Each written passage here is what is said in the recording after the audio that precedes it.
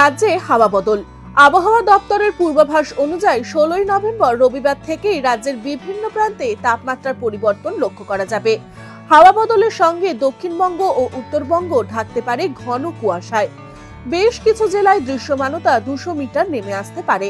16 November রবিবার থেকে 18 November মঙ্গলবার পর্যন্ত দক্ষিণবঙ্গের বেশিরভাগ জেলাতেই তাপমাত্রা 2 থেকে 3 ডিগ্রি সেলসিয়াস বাড়বে।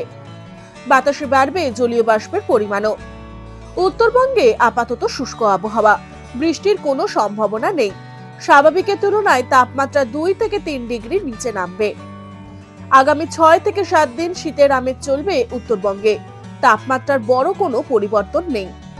কলকাতার রাতের তাপমাত্রা 17 ডিগ্রি সেলসিয়াসের ঘরেই থাকবে, যা স্বাভাবিকের থেকে প্রায় 2.5 ডিগ্রি সেলসিয়াস কম। 15 নভেম্বর রাতের সর্বনিম্ন তাপমাত্রা ছিল 17.7 ডিগ্রি সেলসিয়াস। 16 নভেম্বর রবিবার থেকে বাড়বে তাপমাত্রা। 18 নভেম্বর মঙ্গলবারের মধ্যে কলকাতার রাতের পারদ 19 থেকে 20 ডিগ্রি সেলসিয়াসের ঘরে থাকতে পারে।